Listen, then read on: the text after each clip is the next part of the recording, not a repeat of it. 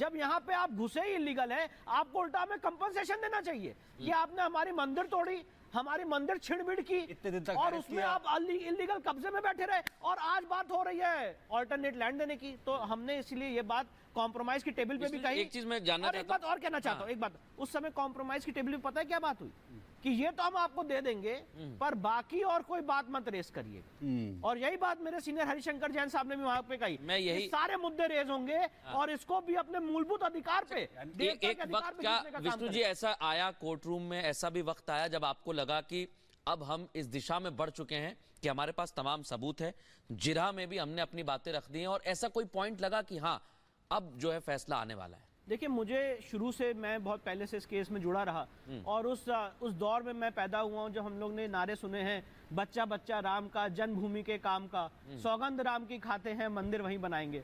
तो हमने अपने ईश्वर को, आराध्य को बाबरी मस्जिद में भी देखा है, हमने अपने ईश्वर और आराध्य को तंबू में भी देखा है, और आज वो स्वर्णिम दिन आने वाला है जब अपने ईश्वर और आराध्य को 22 जनवरी को एक भव्य मंदिर में देखने जा रहे हैं। तो हर समय हमें ये लगा कि सच्चाई हमारे साथ है और ईश्वर हमारे साथ है, और ये केस हम जीतेंगे। इलाहाबाद हाईकोर्ट में भी जो 10,000 पन्ने का जजमेंट हुआ, अगर आप उसमें पूरे फैक्ट्स और फिगर्स देखेंगे तो जैसे कि अभी यहाँ पे वरुण सर ने बताया, कोई पॉइंट नहीं था उसको 1/3 बांटने का। और सबसे बड़ा काम इस केस में 1989 में अगर किसी ने किया है तो वो देवकीनंदन अग्रवाल ने किया है, रामलला विराजमान की तरफ से टाइटल सूट फाइल करके, और स्वामित्व का सूट जो फाइल हुआ 1989 में, तो वो अल्टीमेटली सुप्रीम कोर्ट ने डिक्री किया और बाद में वहां पे ट्रस्ट का निर्माण किया गया। तो शुरू से हमेशा से इस केस के जो फैक्ट्स रहे, क्लिंचिंग फैक्ट्स रहे, जो चीख चीख के बोल रहे हैं कि एक हिंदू मंदिर है जिसको भग्नावशेष करके, जिसको कन्वर्ट, सभी हिंदुओं के पक्ष अगर ये नहीं होता है तो 92 के अंदर ही ये सिचुएशन जो है सॉर्ट आउट हो जाती है, अगर इस पर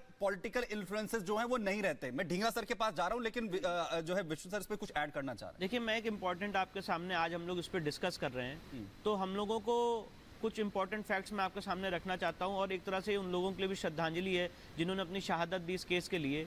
जिस तरह से 1986 में आप जान के चौंक जाएंगे, जस्टिस के.एम. पांडे ने फैसला दिया था राम मंदिर के ताला खोलने का, और वो उस समय डिस्ट्रिक्ट जज थे अयोध्या के, और उनका प्रमोशन ड्यू था टू बी हाईकोर्ट जज ऑफ इलाहाबाद हाईकोर्ट।